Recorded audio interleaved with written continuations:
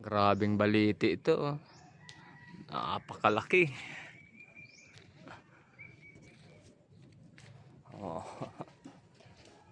Para kang bumalik sa mga pelikula nung 90s ng Regal Films. Mga shake, rattle, and roll. Daddy pa. Pero hindi yun nung panahon lang yun. Pero ngayon hindi na. Maganda siya. Tingnan mo ng pagkalalaki ng branches of tree. Mga ugat. Sa tanda ng panahon. Oo. Malaki, oh. Grabe, oh.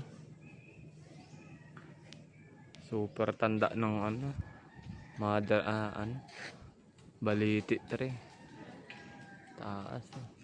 Yung mga ugat na yan, yan ang magsasabing kung ilang daang taon na siya. Sa dami ng ugat.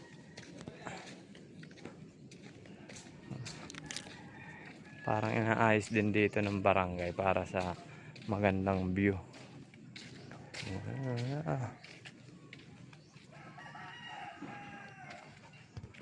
Grabe mga sanga, oh. Yeah, lalaki. Ilang daang taon na kaya ito? Comment down below. Sa sobrang laki nitong baliti na ito. Sa barangay Mambungalon pala ito matatagpuan. Kala ko dati sa ano, sa kay Manggisok. Hindi pala. Mambungalon. Ayos. Grabe, Sulit, quality. Pwedeng gawing tourist spot destination ng Cam Norte. Ilo mo sarok man, oh. Panay man ang dali duman, oh. Hindi ko ano ginagawa, oh.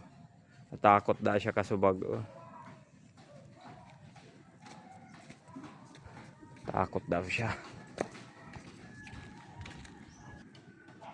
Napakatahimik ng lugar ng barangay Mambungalon. Napaikutan ng bahay itong baliti tree.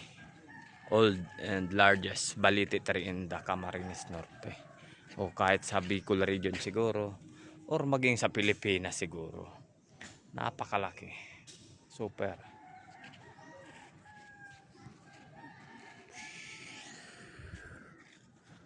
Yeah.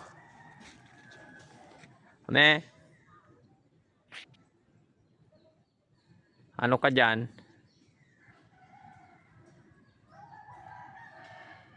Ay, sarap pakinggan, tingnan. Yun lang, layo lang ang biyahe. Thanks for watching.